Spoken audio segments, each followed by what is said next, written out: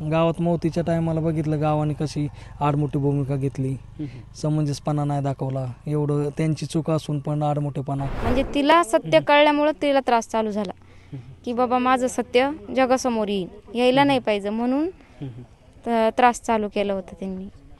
हान मार बेल्टाने मारायचे. अख्खं गाव तुटून पडलंय.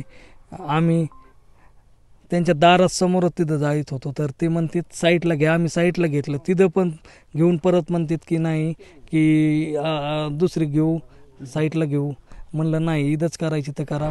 शेवटी त्रास देऊन बी शेवट ती गेली. जाऊन पण त्यांनी अंत्यविधी नीट करून दिला नाही.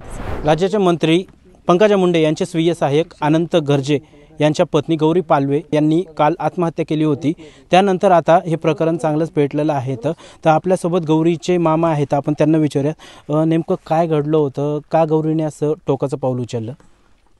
गौरीला 2-3 महिन्यापासून तिचा पती त्रास देत होता आणि कधी मामीला कधी आईला सांगत होती ती. पण नवीनच लग्न झालंय, 50-60 लाख रुपये खर्च केला, सगळं बीडमध्ये एवढं मोठं लग्न केलं आणि त्रास द्यायचा तर हे नाही कधी सांगितलं नाही. म्हणले नवीन लग्न झालंय, होऊन जाईन. पण ती काही डॉक्युमेंट वगैरे सापडले त्याचे पहिले पत्नीचे घरातच.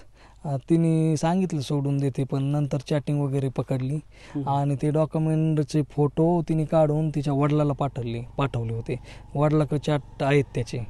तर गावात आम्ही आलो तर आता गावात मौतीच्या टायमाला बघितलं गावाने कशी आडमोठी भूमिका घेतली, समंजसपणा नाही दाखवला. एवढं त्यांची चूक असून पण आडमोठेपणा.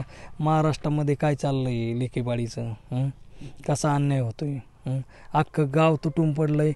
आम्ही त्यांच्या दारासमोरच तिथं जायत होतो तर ते म्हणतात साईटला घ्या. आम्ही साईटला घेतलं, तिथं पण घेऊन परत म्हणतात की नाही की दुसरी घेऊ, साईटला घेऊ. म्हणलं नाही, इथंच करायची तर करा. मग आखर शेवटी भरपूर बाकीच्या लोकांनी हे करून मग अंत्यविधी झाला. पण त्याला तात्काळ अटक करावी. पंकजाताईंनी पण आदेश द्यावे की याला सोडू नका. होता पे ताईला काय त्याच्या जीवनातलं माहिती नव्हतं, पण ताईंनी पण आदेश द्यावास की याला सोडू नका, काय असं प्रक्रिया करा आणि त्याची कायमस्वरूपी हकालपट्टी तर केलीच ताईंनी 100%. पण करून त्याला परत आम्हाला न्याय भेटावा एवढीच आमची अपेक्षा. गौरी कधी ह्याबाबत तुमच्याशी कधी काही बोलली किंवा कुटुंबियांबाबत घरच्यांशी वगैरे तिच्या आईवडिलांशी वगैरे काही बोलली होती असं काही की तिला जो त्रास वगैरे होतोय? नाही, गौरी फक्त मामीला आणि आईला तिच्या दोघीला फोन करायची थोडेफार, कारण त्यांचं जरा चांगलं चालायचं. मामीचं बोलायची ती, पण सांगायची की त्रास होतोय मामी असं तसं. पण आम्ही म्हणायचो जाऊ द्या, ठीक आहे, रेग्युलरच असतंय, नवीन लग्न झालंय त्याच्यामुळे आम्ही काही एवढं नाही लक्ष दिलं. पण ही आमची मुलगी हातातून गेली, यायनी मारली.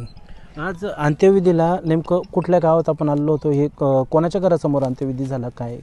ते मुलाचंच घर होतं ते, त्याच्या समोरच झाला. आम्हाला वाटलं तो हजर होईन, पण नाही, तो नाही आला. पोलिसांनी त्याला अटक करावी, आम्हाला न्याय द्यावा, बस एवढेच विनंती. गौरीच्या मामी आपल्यासोबत आहे. तर ताई, आज गौरी तर या जगात नाही आहे, मात्र नेमकं तिच्याबाबत होणाऱ्या त्रासाची कल्पना वगैरे तुम्हाला होती का?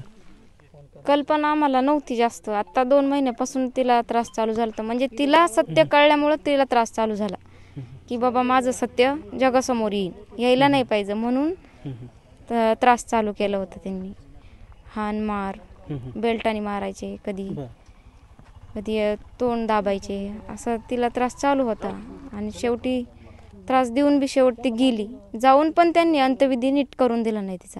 तिच्या आत्म्याला पण असं हे केलं त्यांनी. त्याच्यामुळं मग त्यांनी करायला पाहिजे. आता काय एकंदरीत तुम्ही कुटुंबीय म्हणून मागणी करणार? मागणी आमची फक्त एकच आहे की त्याला शिक्षा अटक करायची आणि आम्हाला तो अटक केलेला दिसला पाहिजे. आम्हाला कळलं पाहिजे तो अटक झालाय म्हणून, तरच आम्ही शांत राहू. आज तुमच्या घरातली व्यक्ती गेली आहे, मात्र आज गावामध्ये तुम्हालाच कुठंतरी त्यांच्या रोषाला सामोरं जावं लागलं किंवा अंत्यविधीला अडचण झाली गेली. म्हणजे कुटुंबियांनी आजही पुन्हा त्याच प्रकारचा त्रास देण्याचा काही असा प्रकार वगैरे घडला का? प्रकार म्हणजे ते म्हणायचे की इथं करायचं नाही तिचा अंत्यविधी, साईटला करायचा. मग आता आमची मुलगी गेल्यामुळं आम्हाला त्रास तर होणारच. मग आम्ही समोर करायचे म्हणले, ते म्हणले समोर नाही. आम्ही साईटला घेतले तरी पण त्यांनी साईटला पण म्हणायचे इथं नाही करायचं, वरती करायचं, लांब जाऊन करायचं, आम्हाला त्रास होईल, आमच्या समोर भटकन. पण तिला किती त्रास झाला, किती काय झालं, आम्हाला त्रास काय होतोय हे नाही त्यांना कळलं. त्यांना फक्त त्यांच्यासमोर असं झालं नाही पाहिजे असंच दिसत होतं. आता अनंत गर्जे यांना तर अटक केलेली आहे. एक कुटुंबीय म्हणून काय तुम्हाला वाटतं की काय केलं पाहिजे किंवा काय मागणी असेल तुमची? मागणी त्याला शिक्षाच, जी शिक्षा असन ती, जी ठरवते ती शिक्षा, पण द्यायलाच पाहिजे शिक्षा. नक्कीच गौरीचे मामा मामी आपल्या सोबत होते. तर जो आरोपी आहे अनंत गर्जे यांना कठोर शासन झालं पाहिजे व पंकजा मुंडे यांनी देखील, ते जरी स्वीय सहाय्यक असेल तर त्यांना पाठीशी कुठल्याही प्रकारचं घालू नये अशी मागणी गौरीचे कुटुंबीय करता येतं. Praveen Surose, let's up Marathi, Ahilyanagar.